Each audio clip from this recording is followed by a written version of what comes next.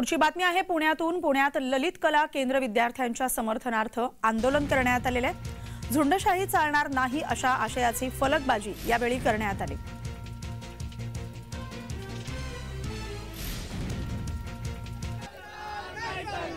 ललित कला केंद्र आणि एफटीआयच्या विद्यार्थ्यांवर हल्ला नाही चालणार, हल्ला नाही चालणार, नागरिक अधिकारांवर हल्ला नाही चालणार, विद्यार्थी एकजूट जिंदाबाद, झुंडशाही नाही चालणार।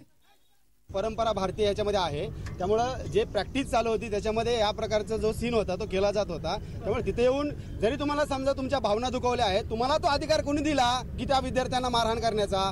हा अधिकार गेल्या 15 वर्षापासून जे एबीवीपी असेल, बीजेपीची लोक असतील, युवा मोर्चाचे लोक, यांना कोणी दिलेला आहे? ही कारवाई करण्याचे अधिकार पोलिसांना आहे।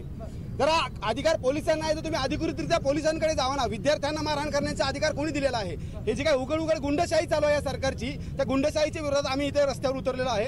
शक्यतो भक्तांना त्रास घ्यायला वगैरे आवडत नाही। मी पुन्हा एकदा सांगेल, थोडासा त्रास घ्या रे भक्तांनो, म्हणजे थोडासा त्रास घ्या। नाटकात स्पष्ट आहे, काय स्पष्ट आहे की नाटक झालेलं आहे, अंक संपलेला आहे आणि अंक संपल्यानंतर ते एकमेकांशी बोलत आहेत। काय फालतू अजून मुद्दा काढला की काय लक्ष्मण ह्याची काहीतरी मालिश करतो। आणि हे सगळे प्रसंग हे ड्रेसिंग रूमच्या नंतर घडलेले, ते मित्रमंडळी ते त्यांच्यात बोलतायत, बरोबर? तर त्यामुळे पुन्हा एकदा तसदी घ्यावी।